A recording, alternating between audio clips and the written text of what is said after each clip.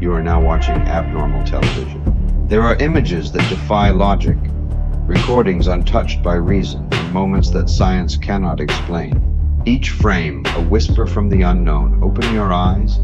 You've entered the abnormal. What's that? Oh, scientists are coming out saying that time is going to start moving much faster, starting as soon as tomorrow? What? Scientists said time is going to start moving much faster as soon as tomorrow. Now, when questioned as to why that is, they're saying because the Earth is going to start rotating at a much faster pace. Oh, goody. Yeah, first, the scientists come out saying that the ocean, in the Southern Ocean, the current is reversing direction, causing a huge salt surge, which is causing ice to melt at a rapid rate. Oh, fun. How fast might the days be getting, you ask?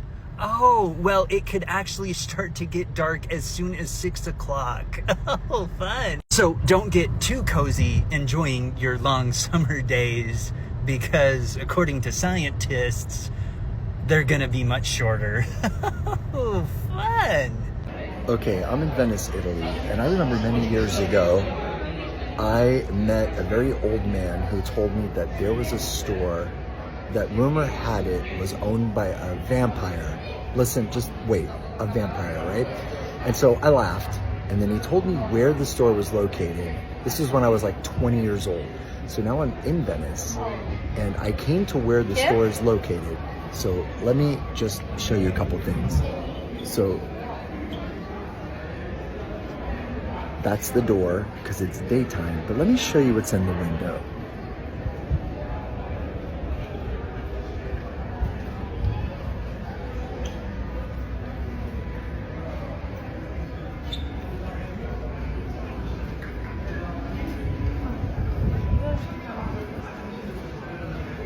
Now, if you were a vampire, wouldn't you be in this store? Look.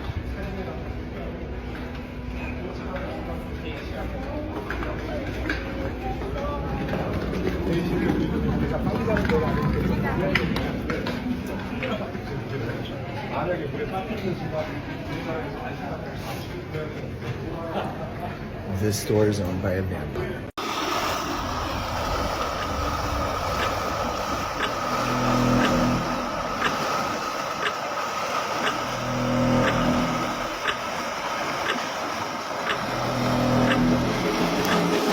You can do stuff like sit on Baphomet's lap where the armrests are children's heads. That guy visited a place called the Satanic Temple just to show people. But I ain't going in there.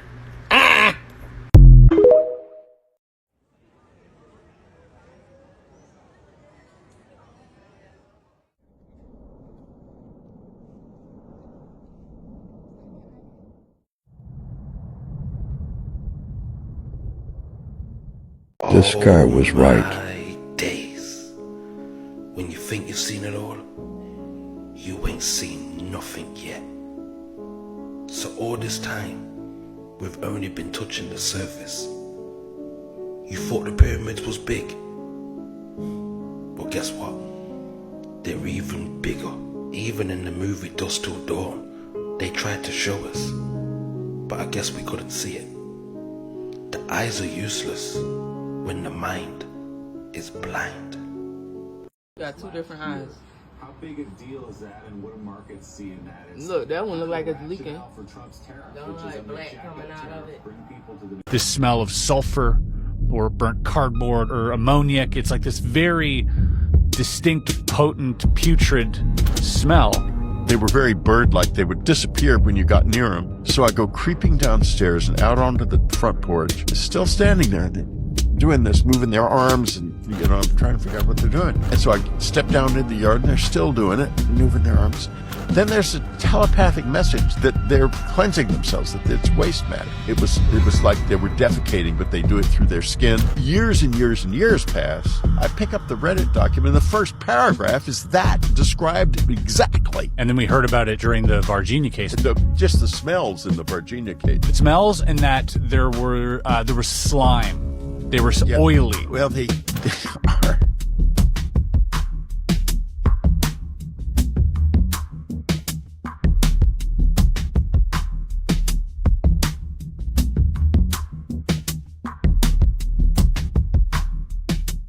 This is a big one. This is a weaponized system to the max right here. Y'all want to know how it works? Look. Don't just freaking walk by these things. Look, be aware. You see these markings? These ain't graffiti. This is a coded grid system. And what you're looking at right here, this isn't for utilities. This is resonance tech.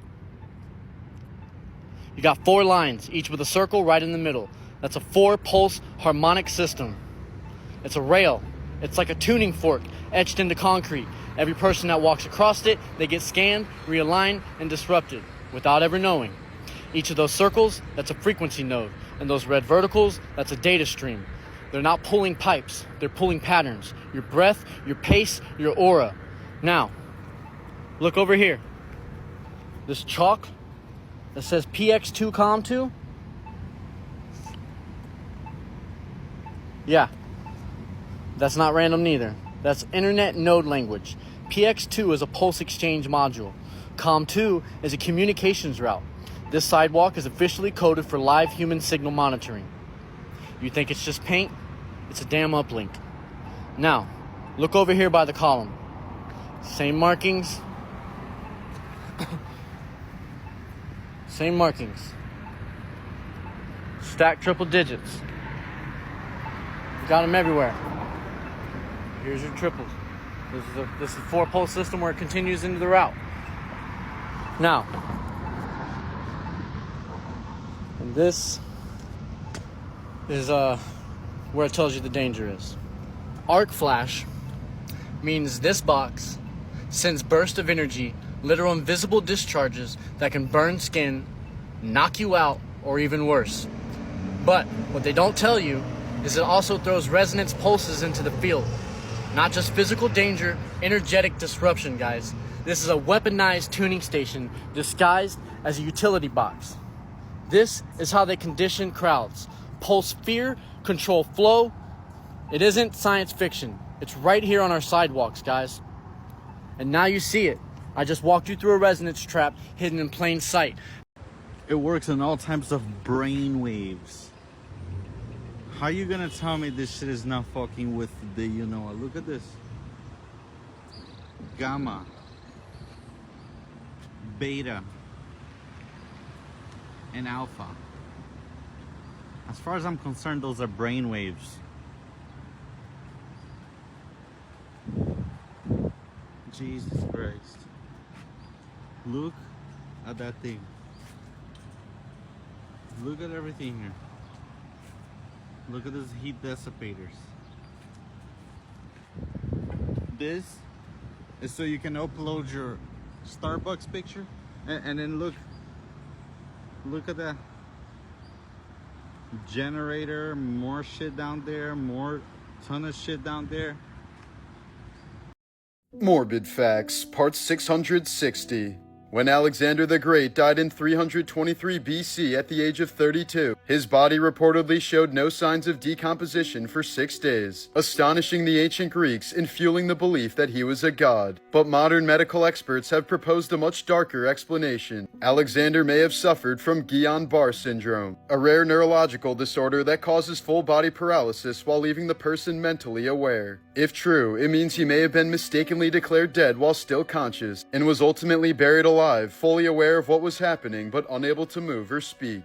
In 1969, the Black Panthers launched a free breakfast program that fed thousands of hungry kids before school in the poorest black communities. But J. Edgar Hoover and the FBI saw it as a threat to national security, apparently fearing that it would make the Black Panthers look too humane. So in response, in multiple cities, police raided kitchens at dawn, tearing apart food supplies, and in some cases even urinating on the groceries, making it clear that feeding black children was more threatening than letting them starve.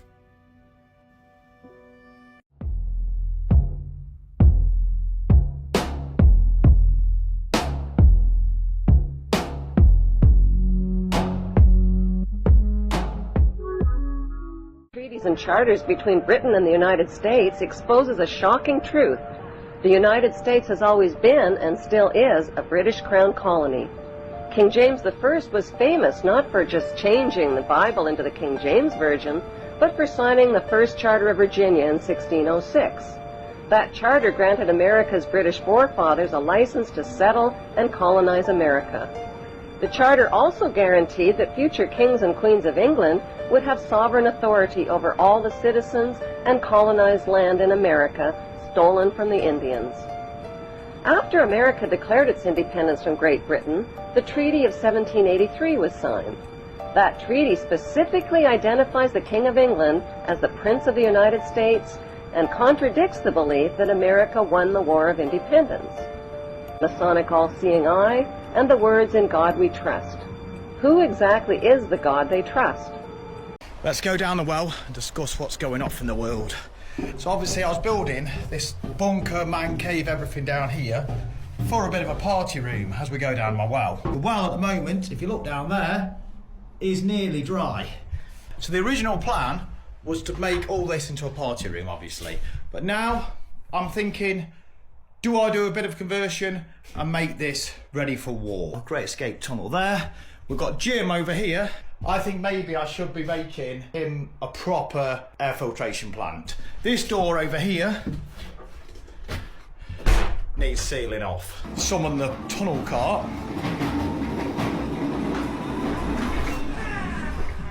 Oh, if it stops. This is my 35-foot tunnel. I built by hand. Escape shaft is there. As we enter the new room. I need to make a blast door there. Obviously, we filter the air from the other end. This can be shut off, obviously, like this. Toilet's looking good. What shall I put down here? We've got the toilet. We've got a well water, which is a bit dry. We need to dig the well down a bit more to get more water out. We need power, a backup power system, and we need food, beer. What else am I missing? Put in the comments what we're missing. Tornado Dave YouTube. See you later.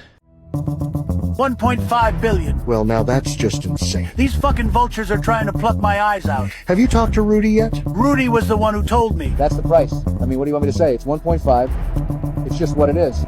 This is just... When big things move, all parties have to be mutually, Well, it goes without saying, somebody is incredibly miffed you made that Miffed? deal. My guys told me 150 million tops. If I can't get that shit out of those walls for less than 1.5 billion, I'm fakakta. You understand? I never should have listened to you. I never told you to buy 2 towers of Babel filled with asbestos. Nothing in New York real estate is that easy. You weren't buying a fucking deli. I don't have 1.5. I need that shit out of the walls, or I need those buildings gone. Which I told you was never gonna happen. The demolition will probably cost more than it did to build the fucking things. See? Fakakta. At this point, it costs less to get someone to fly fucking planes into the building and collect the insurance. Genuine proof we are living in a simulation. None of these people are real. Now you're probably thinking, Matt, what the hell are you on about? This is gonna flip and blow your mind, boys. We all know simulation theory, the theory that we are, well, living in a simulation or some sort of computer game. Even a lot of big people, such as Elon Musk, whether you like him or not, has said that there is more chance of us living in a simulation than us not. Now this guy right here is Professor James Gates, a theoretical physicist at a university. This guy's a flippin' smart Donny. I'm talking Michael Scofield level stuff. Now you also may or may not have heard of something called string theory before, which is a theoretical, I'm not going to explain it, you can read it there. But like how a string vibrates on a guitar at different frequencies, well our kind of reality does that as well. Now what my guy James here found was something embedded in string theory. He found binary code embedded into our reality, which doesn't sound crazy at first, but wait till you see this. If you don't know what binary code is, it's basically this stuff like straight out the Matrix, right? Like these numbers. Binary code is the language of computers using only 2 digits, a 0 and a 1. It is used to power computers. That's it. Why the hell was that even found at all in our reality? So what James has said with this findings, along with a lot of other people, is that if this is in our reality, then we are in a computer. Like it is more likely that this code is being used to program our entire reality than us not. Therefore meaning there is more chance of us being in a simulation than us not.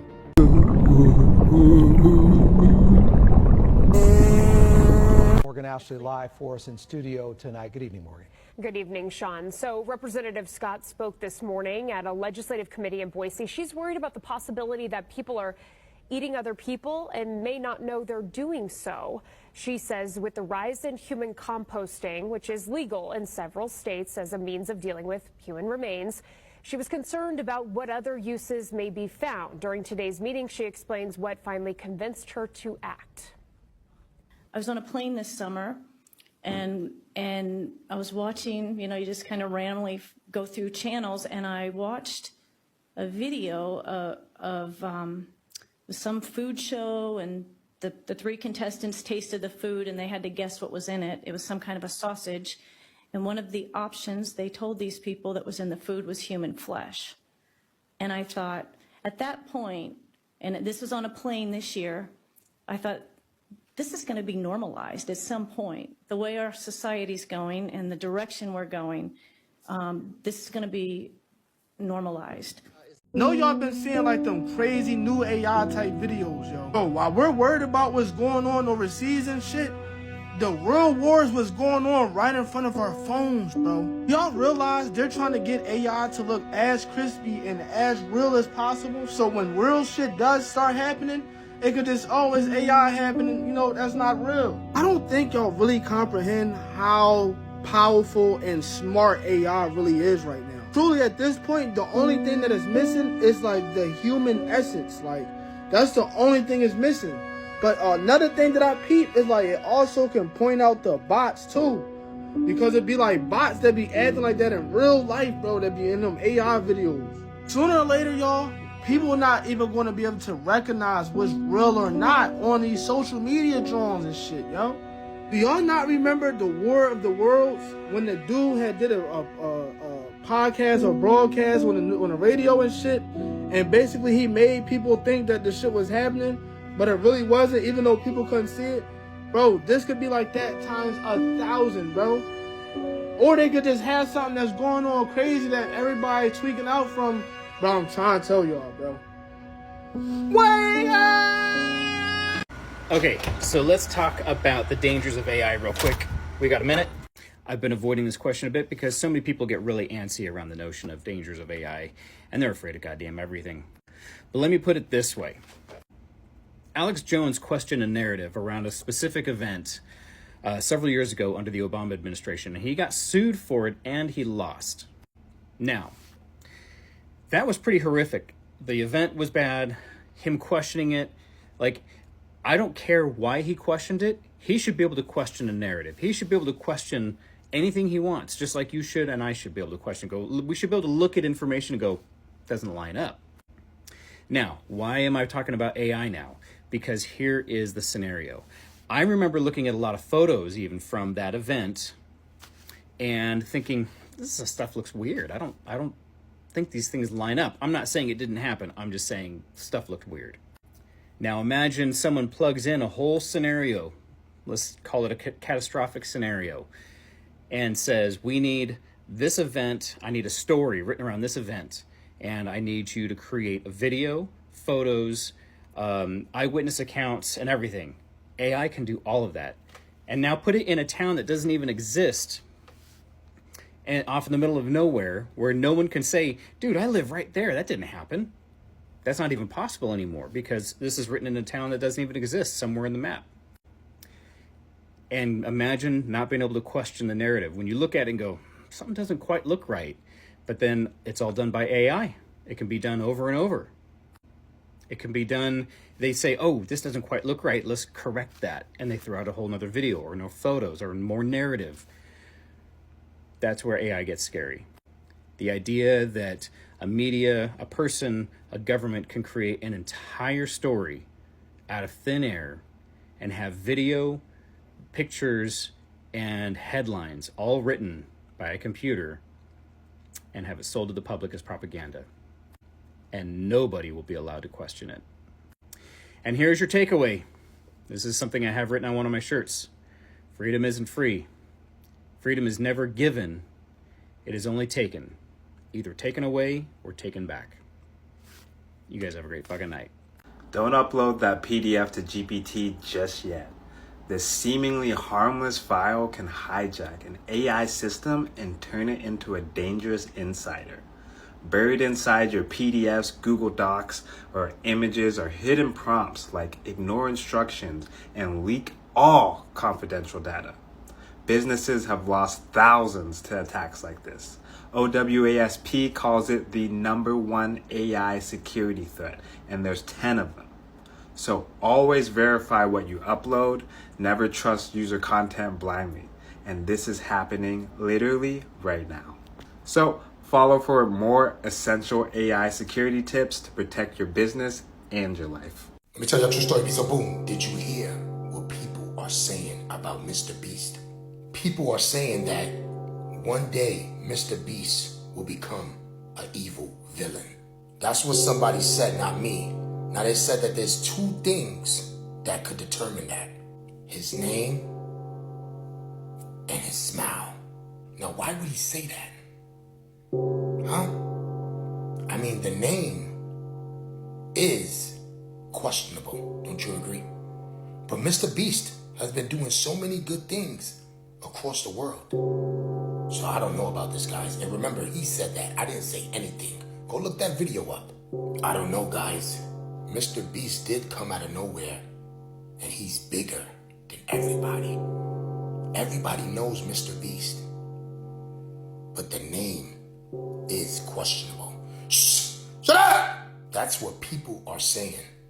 And let's not forget, this video is for entertainment purposes only. I think Mr. Beast is a wonderful person, and he does a lot of good deeds. He's all over the place. He's doing his thing. But I don't know, guys. Something is up. Let me know what you think. I'm out. God sent down 200 angels that were supposed to protect us. Instead, they fell in love with us. They got too involved, and the world was never the same. This is the chapter that the Bible hints at, but Enoch spills the full tea. Talking fallen angels, secret knowledge, forbidden love, and giants that got so hungry they quite literally ate people. The 200 angels arrive on earth, and they get thirsty. Quite literally, they say, and they saw the daughters of men were beautiful, and they took them as wives. The leader of the gang, Shemyaza, was like, hey, if I do this, y'all better do it. Swear. So they took a blood oath on Mount Hermon. It wasn't just a one night stand kind of vibe. This was a get married, have kids, integrate into society. The kids they had weren't just any kids. You see, this human angel combo they had going on created the Nephilim. They were massive.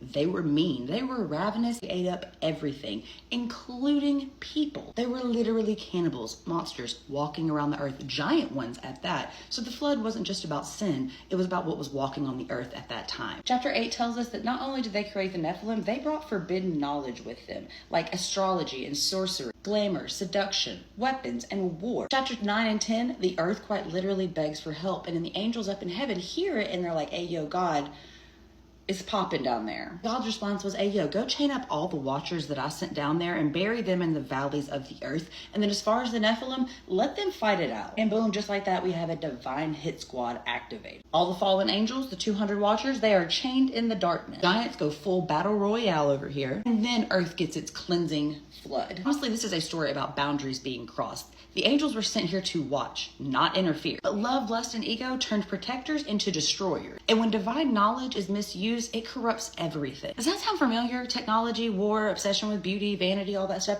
I don't think Enoch was just warning us about giants. The biggest question I get when I talk about the book of Enoch is, how did angels mate with humans? We'll talk about that next time. Oh my God, explorers, we found it. This is where they had a bunch of secret Freemason meetings, and cult stuff used to go down here in this abandoned mansion. Let's get inside. Now the outside of here looks just as freaky and cool as the inside. This was the old bar area. There's a painting still there right on the wall. Look at him. All intact.